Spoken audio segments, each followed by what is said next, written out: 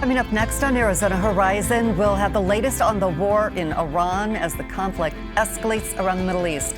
Also tonight, Arizonans may have the option to ban the government from requiring anyone to accept medical treatment and ride along with the third annual Roots and Boots Queen Creek Pony Express. Those stories and more next on Arizona Horizon. Arizona Horizon is made possible by contributions from the Friends of Arizona PBS, members of your public television station. Good evening and welcome to Arizona Horizon. I'm Christina Estes in for Ted Simons. The conflict in the Middle East continues to escalate tonight after Israel increased attacks on Iranian missile launchers and factories. Iran retaliated by launching drones across the Gulf, including hitting the U.S. Embassy in Saudi Arabia. The death toll is rising, and the closure of airspace has left some Americans stranded. Joining us to discuss the latest from Washington, D.C. is Dr. Evelyn Farkas. She's Executive Director of the McCain Institute. Thank you so much for joining us. You have spent your career working at the highest levels of national security. Can you please put this moment into perspective for us? Like, what is going on? There's so much coming at us. Give us a sense of what this really means. Yeah, Christina, I mean, it's really interesting times because we have President Trump behaving in the way that U.S. presidents really haven't behaved in the recent past, in the fact that he has launched military operations without consulting with Congress, without trying to get the American people on board, first in Venezuela, and then, as you mentioned, of course, most recently in Iran, which is an ongoing war right now, so and without an end in sight, and which has, of course, spilled over beyond Iran. Look, Iran has been an enemy of the United States since they grabbed power, meaning the mullahs, the ayatollahs, the religious autocracy grabbed power in 1979 in a revolution, of course, famously taking Americans hostage in our embassy. And ever since then, we've been in an adversarial relationship with Iran. Added to that, that was the fact that Iran started pursuing aggressively in the 80s and then really speeding it up in the 90s and 2000s under the Ayatollahs, and especially under the late Khamenei. They started accelerating their nuclear weapons program, which of course was viewed as a threat to Israel because they were all along saying death to Israel, but they were also saying death to the United States. So as a matter of international peace and security, and we had the United Nations behind us, the United States, along with Israel and many other countries, had determined that Iran was on a course to get a nuclear weapon, that it was dangerous for the world, and that it needed to be stopped. It wasn't working. Many administrations tried, obviously without invading Iran or without dropping bombs on Iran. And now we have a situation where President Trump has decided to not only take out the nuclear weapons program, but to essentially cripple Iran or at least severely diminish Iran's military capability. And then, of course, we've already decapitated the head, the supreme leader of Iran. You mentioned the supreme leader is dead. Who's running Iran right now? Well, they have a council that they elected according to their constitution, and elected, I should say, is of course among the elite Ayatollahs, the religious leadership. It appears that there will be a selection, perhaps, of another supreme leader. It was a little bit unclear whether they were going to go remain with this council or pick another supreme leader. Of course, whoever they pick will be at risk of being eliminated by force because the United States is continuing to put military pressure on Iran, Christina, because the objective is to get Iran to capitulate, to say, okay, we won't have a nuclear weapons program. We will let you, basically eliminate our ballistic missile capability, which is how they would deliver those nuclear weapons, but also conventional weapons as we see they're doing today. Let's talk about the Strait of Hormuz. Iran's Revolutionary Guard has declared it closed. There's something like 150 ships that are stranded there.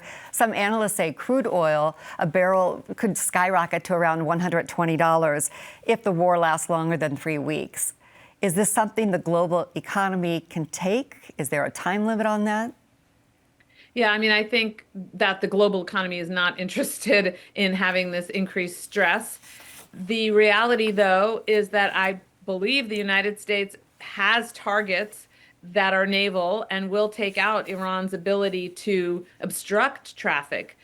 President Trump has said that. The chairman of the Joint Chiefs of Staff, when he gave his briefing, and the Secretary of Defense also talked about the fact that not only do we want to eliminate Iran's nuclear weapons program and their ballistic missile capability, but also their Navy, because of course it's their Navy that they're relying on for this blockade to a large extent. So I believe that the ongoing bombing campaign, the military war against Iran's military, will address will take out their ability to seize the straits, to control the straits. Are we watching a regional war become a global crisis? If so, like, where does it stop? At the moment, I would argue it's not quite a global crisis, but as you said, the longer this goes on, if the oil prices, really spike and continue to stay high, that will be bad, first of all, for the war in Ukraine, because the Russians will make more money with their oil sales. We have to be clear who one beneficiary is, although the Russians and the Chinese are losers on the other hand, because they were the supporters of Iran. But the oil price will be difficult for the global economy to maintain, to manage. I would argue to some extent it's a global crisis because, as I mentioned, Iran was working closely with Russia and China. But I think right now, militarily, it is sort of fenced off. And so we're not at the level of global crisis. And I do think that the Trump administration is not interested in escalating this any further than they need to. They're really trying to apply pressure on the Iranian elites, on the government, on the security forces to capitulate. If they don't capitulate, though, Christina, yes, we will have a problem. We've got about 60 seconds left, and I want to find out from you if you think there's a diplomatic sort of off-ramp, or is this a situation for Iran where it really has nothing to lose at this point? If there are leaders inside Iran who can come to an agreement with the security forces, so I'm talking really the Ayatollahs, the religious leaders, if they can come to an agreement with the security forces that they will abandon the nuclear program, that they will essentially reduce the threat to Iran's neighbors, have a military that can protect Iran, but not essentially try to exercise imperial, regional hegemony and use these proxy forces to terrorize the region, then perhaps there is a deal to be made. But they will have to find a credible group of elites, or one elite, who will work with the Trump administration. Otherwise, we're in danger of having the security forces rule Iran, and that would be almost worse, frankly, than having the Ayatollahs in charge. Dr. Evelyn Farkas, Executive Director at the McCain Institute, greatly appreciate your incredible knowledge and taking time to explain this incredibly fast-moving situation. Thank you so much. Thank you, Christina. Food lovers, get ready. I'm Chef Lydia Bastanich and I'm coming to Arizona. Join me on April 11th for the Check Please Arizona Food Festival, supporting Arizona PBS and presented by We Copac Casino and Resort. My friend Mark Carvel and some of Arizona's most delicious local restaurants will be there for this celebration of food, flavor, and fun. Tickets available now at azpbs.org/food festival. See you there.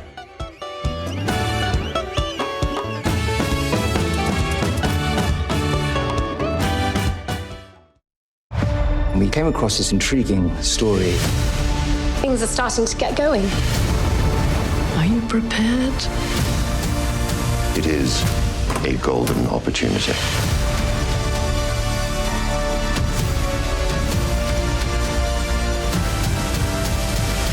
It's not over.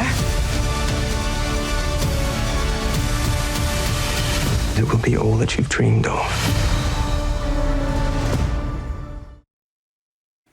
In November, Arizona voters may get to decide on a constitutional amendment that would ban the government from requiring anyone to accept any medical product or treatment as a condition of employment, education, or access to public spaces. Supporters say it's about bodily autonomy. It is not anti-vaccine sentiment. But our next guest disagrees. Will Humble is Executive Director of the Arizona Public Health Association. Thanks for coming in. My pleasure. Okay, so we're talking about a resolution that's making its way, moving around the state legislature. The word vaccine is not in there. Right. So what are we talking about? I think it's by design. So it's a really short statute. By the way, it'd be a constitutional amendment that's referred to the ballot. So that's practically impossible to change. And it's framed as medical freedom. That's what the label of it says. And if you read the language in the statute, it never mentions vaccines. But it's exactly what that's about. Because, look, vaccines are a medical treatment to prevent illness. So it definitely falls right under the auspices of what this would try to, stop. And so essentially it would end our school vaccine requirements and, by the way, make it more likely that diseases would circulate inside of schools and take away the ability of schools and county health departments to mitigate the spread of the disease. So we could talk about that in detail if you want, but they're calling it medical freedom, but it's really about anti-vaccine and taking away authority from schools and county health departments. So the bill's sponsor has said, listen, you can put unvaccinated kids in a separate classroom. What's wrong with that? Well, here's what happens, for example, in a measles outbreak. So you've got a kid with measles, let's say it's a third grade. The county health department, right after they find that case, they go to the administrator's office, pull the records, find out which kids are unvaccinated, and ask them to go back home and get vaccinated before they come back to school. That's the process that you would normally use. He says you could go into a separate classroom. I guess it's a possibility. You could have a portable or something to put the unvaccinated kids into, but you got to keep them away. They can't be in the cafeteria. I mean, here's the thing. It's a simple mitigation measure that would go away. And by the way, it's not just limited to things like measles. Like schools couldn't, let's say a kid shows up with lice in a classroom. Teacher normally would say, we'd love to have Dylan come back to the classroom as soon as you get her treated for the lice. It's a topical shampoo. That's a medical treatment. So schools couldn't do that anymore either. Same for scabies. So it's not just, which is another it's a bug infestation. So this is pretty broad. There are some exceptions, are there not, for hospital employees? Well, they did an amendment over in the House because it would have prevented Valleywise Health System, which is a government entity. See, this is really focused on government authority. And so Valleywise Health System is a government subdivision. So they thoughtfully, at least, realized that they were imposing some really dramatic changes and limitations on what Valleywise Health System could do. But they stripped that out of the bill. And in terms of, they exempted it by adding an amendment. You've already mentioned if approved by voters, this would be part of the state constitution. Why does that distinction matter, and why not let voters decide? Well, I'm fine with voters deciding, but be transparent with them about what it does. I mean, the language in the actual statute just says medical freedom. And if you read the plain, it's only a one-page constitutional amendment, any layman reader would read that and go, oh, I don't see anything about vaccines. I don't see anything about schools being able to mitigate disease transmission in the school. I don't see anything about county health departments in there. But they're purposely misleading the voter into thinking they're voting for medical freedom when in reality they're taking away all these public health tools and by design lowering the immunization rates, which makes these disease transmissions more likely. So that's what I'm worried about, is people are going to vote yes on something and not realize the consequences. And getting to your question, why is it important? This would be a constitutional amendment, which means when the unintended consequences happen with measles and mumps, and because we have lower vaccination rates after this, and other things like scabies and lice and others, you're going to have people are going to be, wait, I didn't vote for that, but the legislature can't fix it because it's a constitutional amendment. So this is not child's play. This is really important stuff when you amend the state constitution, and voters better really be informed about what's in it before they check their box. It may not get in the ballot, it still has to get through the Senate, but I'm pretty concerned about it. We've got about 30 seconds left. What do you think the chances are that it's going to make it through and end up on the ballot? You're asking the wrong person, because really it's essentially up to the Senate President Peterson, because he can put it on the board, he can double assign it, he can choose and pick and choose what he does. So I can't pontificate on that, but if you get him on the show, you can ask him. He's the one who's really going to control this at this point. But if he puts it on the board and it's a simple committee, I think you're going to see a party line vote and it'll be on the ballot. All right. And by the way, Governor Hobbs can't veto it. That's another thing. Thank you so much, Wilhelm. Arizona PBS wants to wish a very happy birthday to our Arizona PBS Kids Club members that are having a birthday. Thanks so much for being a part of the Arizona PBS Kids Club. And if you'd like to see your name here during your birthday month, get a grown-up's help to visit azpbs.org/family to learn about our Arizona PBS family membership. So happy birthday from all of us at Arizona PBS.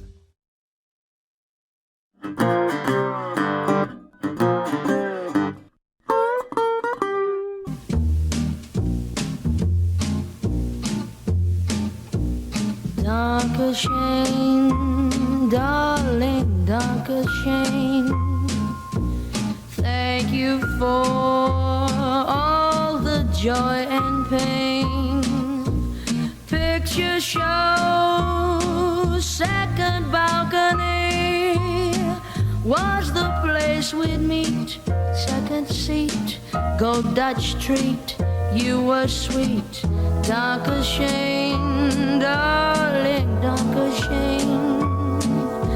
Save those lies, darling, don't explain. I recall Central Park in fall, how you tore your... A group of Arizona riders will travel 75 miles on horseback carrying mail the old-fashioned way. The third annual Roots and Boots Queen Creek Pony Express will take place on March 21st. Joining us now is Phil Fedor with the Roots and Boots Queen Creek Pony Express and the Roots and Boots Rodeo Queen, Dakota Baden. Thank you both for coming in here. Hey, Phil, let's start with you. For people who are not familiar with this event, explain Pony Express's role in this larger event.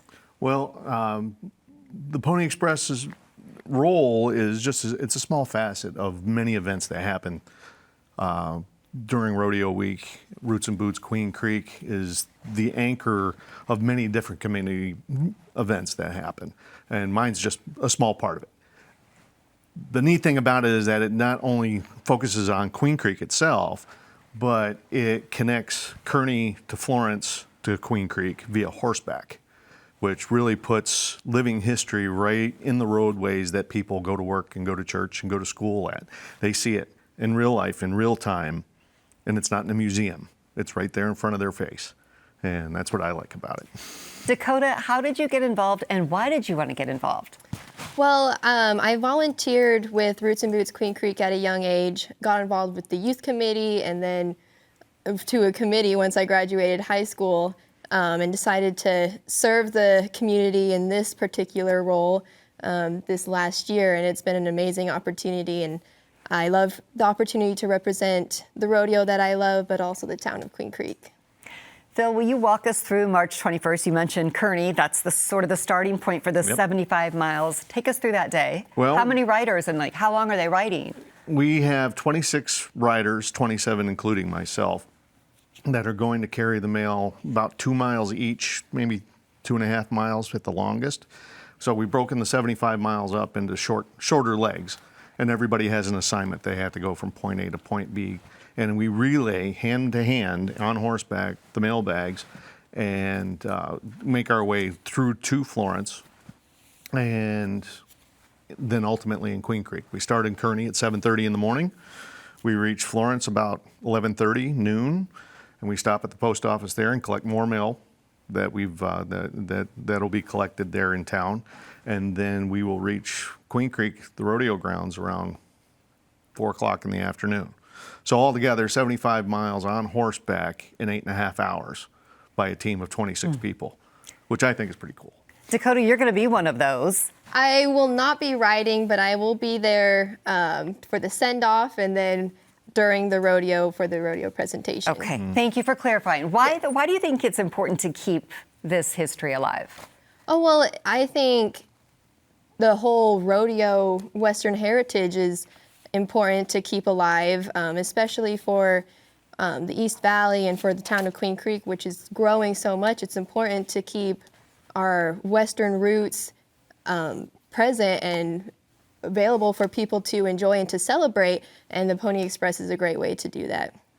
And Phil, people can send a postcard, right? Yeah, they certainly Using can. the Pony Express for the same price as it was in 1860. What was that price? Absolutely, absolutely. We printed out special postcards. Oh, nice. That from one of the riders from the years prior, and these are available for $5 each at 6 drop boxes in Kearney, Florence, and Queen Creek. And you can check it out on our Facebook page or on the Roots and Boots Queen Creek webpage itself. And yeah, $5 each. That was the traditional price to send a piece of mail, half an ounce, from St. Joseph, Missouri to Sacramento, California in 1860. So no inflation. The only place. So for viewers who want to send a postcard, how can they get more information? How can they do that? Is there a deadline to? Yeah, there is a deadline. The drop boxes are available in the 6 locations. There's at the post office in Kearney, the post office in Florence, the pizza parlor in Kearney, there's a coffee shop in the 1866 coffee shop in Florence, Desert Mountain Equine in Queen Creek, and Ruggiero's Ace Hardware and Feed in Queen Creek. All those have a drop box where we are on the honor system. Go in there, pick up your postcard, address it to whoever you want, write your message to whoever you want, anywhere in the world, leave the postage off of it. I'll take care of the postage for you. And then we'll put it in the mail bags, and then the first 75 miles of its journey, wherever it's going, is going to be on horseback.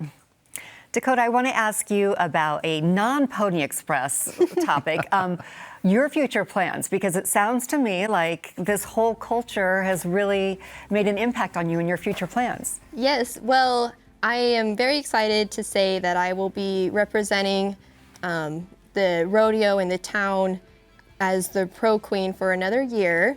I'm staying on, and after that, I hope to do something where I can advocate for the Western heritage and for agriculture. I just graduated from the university, so. Congratulations. Thank you. We're almost out of time, so we got to leave it there. But Dakota, Phil, thank you so much. Good luck March 21st. Thank you so much. And thank you so much for joining us. I'm Christina Estes, in for Ted Simons. I hope you have a great night.